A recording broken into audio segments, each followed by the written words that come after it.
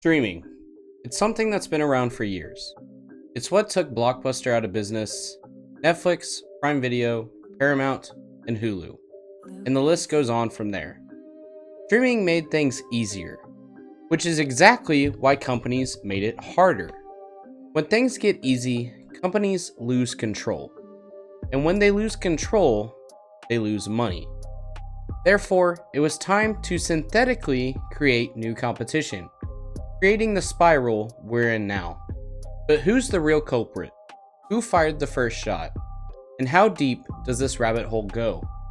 Let's take it from the top. Summer 2002, and to celebrate, Pizza Hut is continuing the 2002 for deal.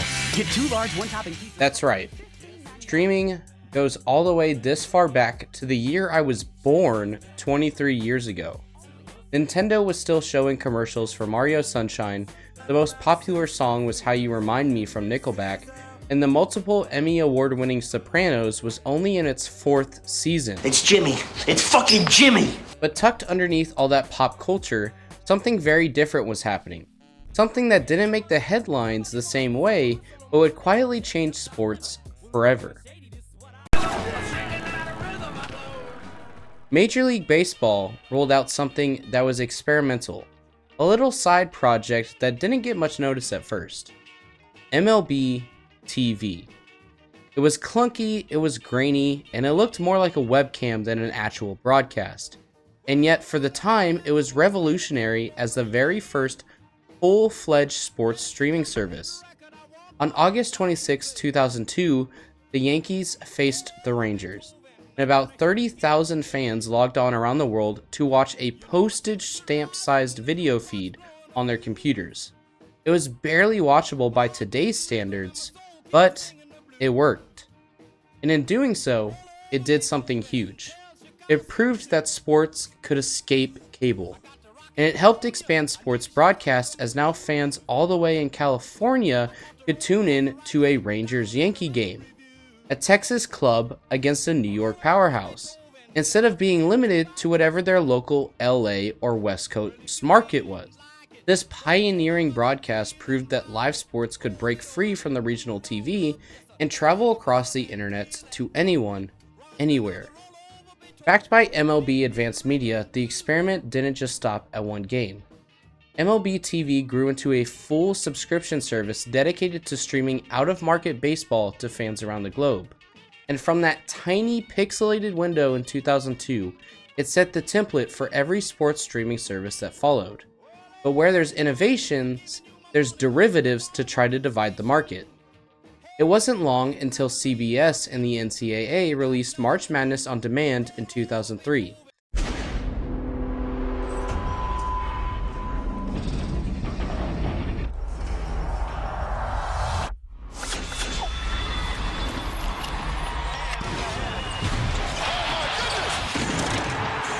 NCAA March Madness on Demand. Watch live for free at ncaa.com. It was clunky just like MLB TV, the streams froze all the time, and the internet was slow.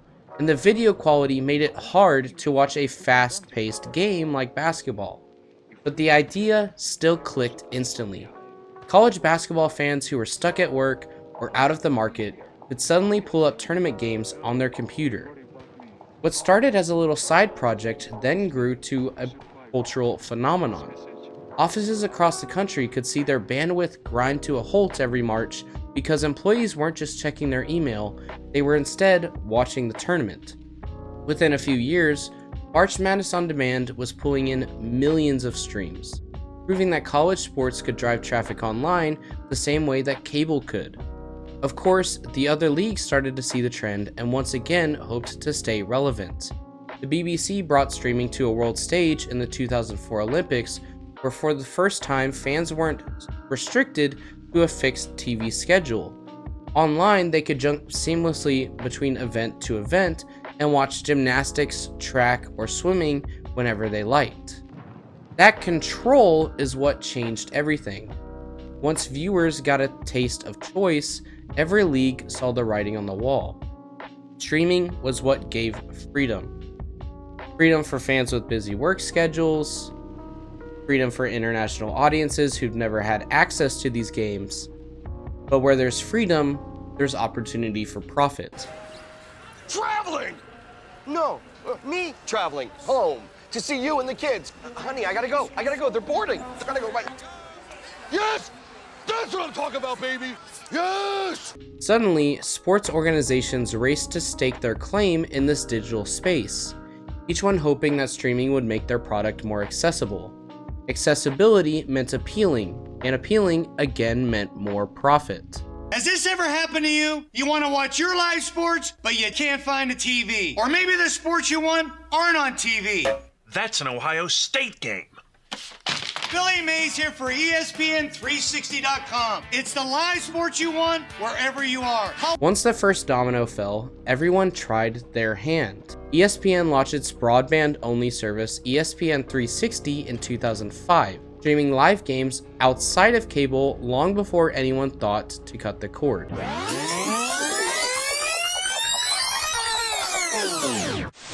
China has identified the cause of the mysterious new virus. Coronavirus. There are fears a rapidly spreading virus has reached Australia. This is a rapidly emerging situation. Mario Nani here inside the arena. Delay, waiting for league confirmation to start the game.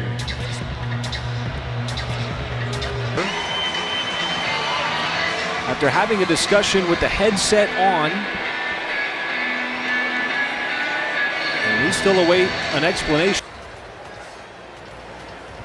And fans, due to unforeseen circumstances, the game tonight has been postponed. Then, in 2020, everyone was locked in their homes for several hours or days at a time, meaning that streaming skyrocketed.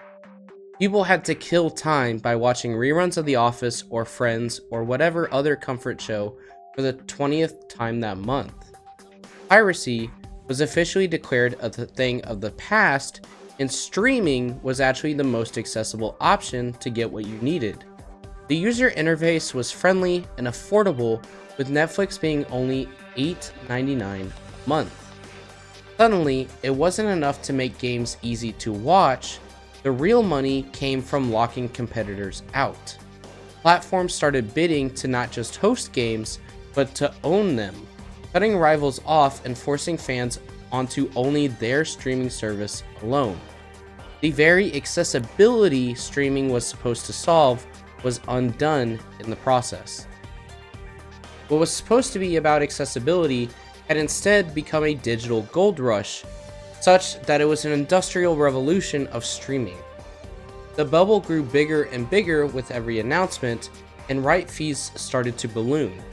Subscription prices climbed until the market was so overheated that the very fans that this was meant to serve started walking away instead. The revolution that promised the freedom had turned into a frenzy too expensive for anyone to enjoy. With a single quote in 2023, Disney CEO Bob Iger set off the smoking gun for the race. We would love to have the same margins that Netflix has. And how do you create margins? Lower company cost and increase revenue. Disney and others started increasing their prices while offering less in return in order to have less fees, such as royalties on old shows. By 2023, an NFL fan might need Amazon, Peacock, CBS's Paramount Plus, Fox, ESPN Plus, and YouTube TV just to follow a single game for one season. MLB fans instead had Apple TV, Peacock, YouTube, ESPN, and their local RSN. Analysts calculated that catching every major sports league game could cost upwards of $168 a month, nearly double the old cable cost everyone thought that they had escaped. And that's when frustration turned into fatigue, which then turned into piracy once again. Where fans had once been introduced to the freedom of streaming, that freedom began to slip away. They didn't just sit back and accept it, and instead they looked for what they had once lost. They chased that same sense of access again, and entered Streameast. When paying became messy and fragmented, many turned to the option that still delivered on streaming's original promise: watching what you want, when you want, without jumping through the hoops no pun intended. Streameast wasn't just a small backyard piracy though. Streameast operated across more than 80 different website domains, drawing in over 1.6 billion visits in the past year alone, with about 136 million hits every month. Traffic came from the US, Canada, UK, Philippines, Germany, and anywhere else fans felt like they were being priced out. Streameast offered Premier League, Champions League, NFL, NBA, MLB, motorsports, boxing. It was free, it was constant, it wasn't necessarily polished UI like Netflix or Disney Plus, but it didn't need to be. Streameast's draw was its simplicity. Fans didn't need to memorize where a broadcast was, compare the subscription bundles, or argue with the blackouts. They just opened a tab, put the stream on the monitor, and the game was there. By 2024, Piracy's views were back up and taking over with over 216 billion views illegally in 2024 alone. That's enough for Jeff Bezos to give $1 to every person that streamed, and there still be 1 billion streams left to pay. To show how big of an issue this wasn't just a lower class thing either. It was a sense of rebellion against having to pay these insane prices. Spain, with a 1.7 trillion GDP ranking, with 15th in the world, still had 25% of internet users engaged in piracy. As a result, the streaming companies are estimated to lose a total of $113 billion by 2027. In an era where official streaming fractured into these different packages and paywalls, the bare bones accessibility is what felt like a radical change when it should have been the blueprint to begin with. Streameast wasn't promising bells and whistles, it was promising certainty. You just clicked and you were watching the game. On top of that, while providing less, companies were now charging more. Netflix went from $8.99 in 2019 to over $15 in 2025. Disney Plus went from $6.99 to over $15 as well. And worst of all, YouTube TV went from $35 in 2017 to $83 in 2025. A 150% increase. With the same offering less but paying more mentality, one more thing also continued to annoy consumers that felt like they were being taken advantage of.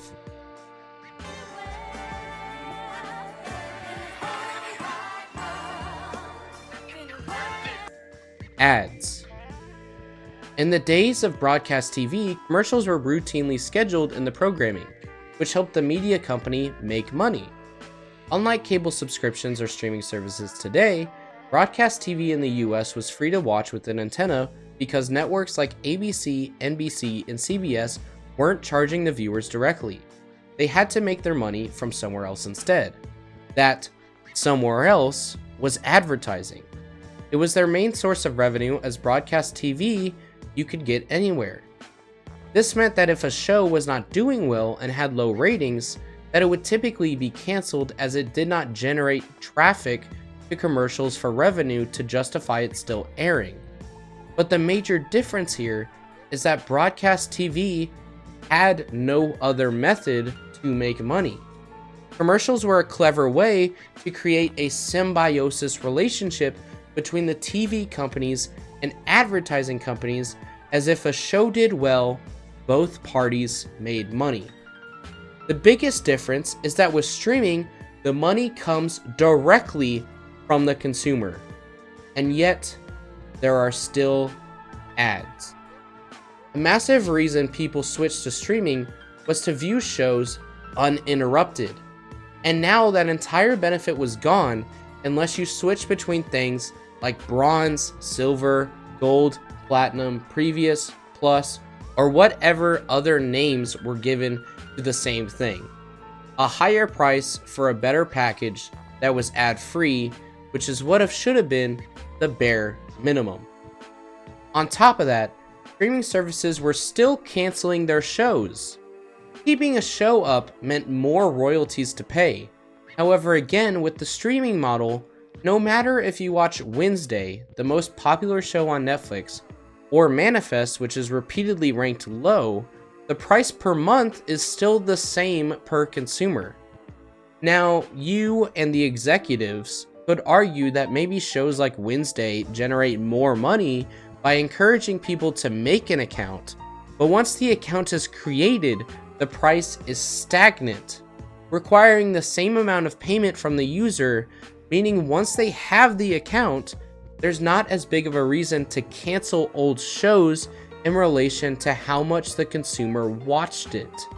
Removal of shows, movies, or other things that were once previously offered and no longer are, gave rise to the classic phrase, "If buying isn't owning, then piracy is not stealing." One commenter on Money Legends' video said, "I see piracy as a free historical archive of all media produced.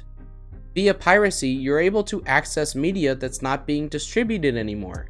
It is a community of people and a public effort to preserve this media. When you prioritize user experience and above all else accessibility, people are willing to pay and piracy stops being a threat." But rather than doing that, companies instead doubled down and tried to take out the competition. In August 2025, there was a takedown of Streameast, and it was more than just another piracy bust. There was a coordinated strike by Egyptian authorities backed by the Alliance of Creativity and Entertainment, or ACE for short. It dismantled what had become the largest illegal sports streaming hub on the internet, and 2 men were arrested. More than 80 domains were seized, laptops and phones confiscated, crypto wallets were drained, and investigators traced over $6 million in ad revenue laundering through these shell companies. For years, Streameast had served as the default alternative network for sports fans worldwide. What made the raid especially striking was who stood behind it though. ACE isn't some neutral watchdog company. It's a coalition of the very companies dividing sports rights today. Netflix, Amazon, Disney, Paramount, Warner Brothers, Apple, and Comcast. The same companies driving fans to juggle subscriptions and paywalls were the ones uniting to silence the rebellion. However, the demand didn't vanish. There were mirror sites and clones that appeared almost instantly, and fans quickly passed around the new links in forums and group chats. The message was clear that Streameast may have fallen, but the appetite for piracy was still simple, reliable, and affordable. In many ways, the crackdown underscored the same truths that fans have been shouting for years. Piracy thrives when the legal access is too expensive or too fragmented. This is where the NBA finds itself in its complicated moment. The league has just signed an 11-year, $76 billion media rights deal package that will scatter games across ESPN and ABC, NBC and Peacock, and Amazon Prime Video. On paper, it looks triumphant, with more partners, more reach, and more money flowing into the NBA. But for the fans, it means another round of subscription juggling. During the press conference, Adam Silver had to lean into the controversial framing in order to justify this. In his September 2025 press conference, he described the NBA as a headline sport, noting that millions of fans engaged through clips on YouTube, TikTok, and other social media. He argued that he expanded free broadcast exposure from 15 games to 75 per season, and it would balance out the exclusive deals, keeping casual viewers connected while hardcore fans pay for deeper access. But many heard his words as tone deaf. For a league that once prided itself on accessibility, telling fans to be satisfied with highlights feels like lowering the bar at the very moment cost and complexities are skyrocketing. But the fact is, the deal is already signed. The money is locked in and the deal is done, which is why Adam Silver had to double down. But doubling down comes at a cost. The more expensive and fragmented the product becomes, Again, the more fans feel priced out, and more will chase piracy. Silver's own highlight sport comments only poured fuel on the fire. If the commissioner of the league is telling fans to live off of dunks and 10-second clips, what does that say about the value of a full game that is continuing to decrease, as many have pointed out for years? Think about the problem that this holds for the future. Hardcore fans debating with casuals who only watch YouTube shorts, with fewer and fewer people watching the full games. The cultural conversation around the league narrows, the product feels smaller, and the incentive to care about officiating, production, or even the integrity of the season fades. After all, it's easy to cherry pick the best 10 seconds and just market that instead now.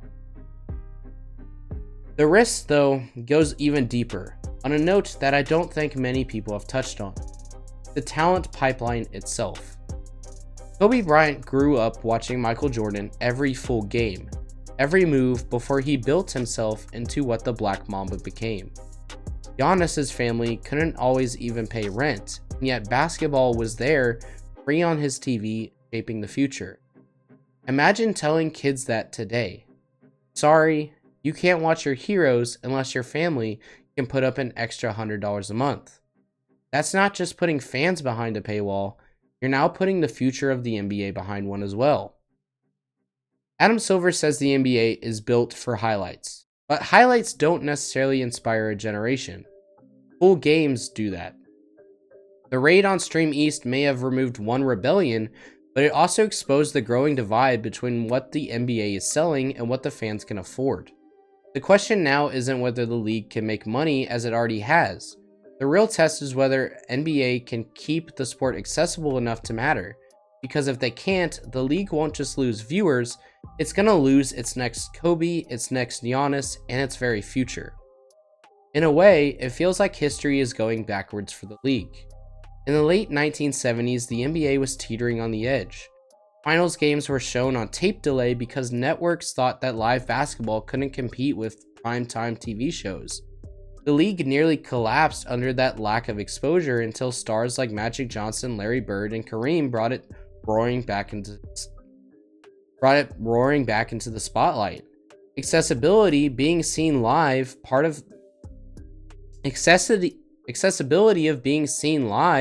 and being part of the conversation is what saved the NBA. Now, 40 years later, it risks sliding back into invisibility.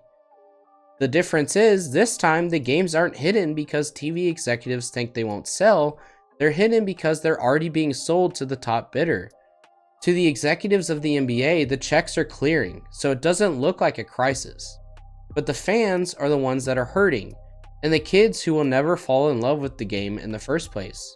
It looks like the NBA is unlearning the lesson that they had to save it. With all that said, the league is in trouble, but there's not much we can do because, again, the deals are already signed.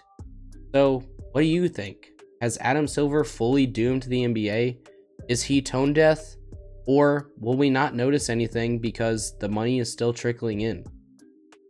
With all that said, before this video fully ends, I'd like to give a shout out to Money Legends, whose numbers I referenced a few times in this video.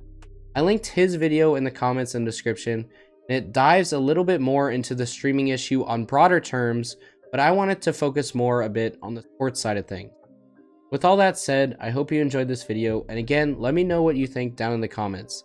Is streaming going to ruin the league and sports forever, or is this a mini blip and something else will come out to fix it, just like streaming fixed cable? Anyways, again, subscribe if you did enjoy, as it does help me out. Check out my links in the description below, as that also does help me out with the sponsors, Instagram, and other stuff. Be sure to like the video if you enjoyed and share it around. Be sure to like the video and share it around. I really do appreciate it, as again, it helps get my videos out there whenever you share it around. And with all that said, I'll see y'all in the next one. Peace out. This is not okay.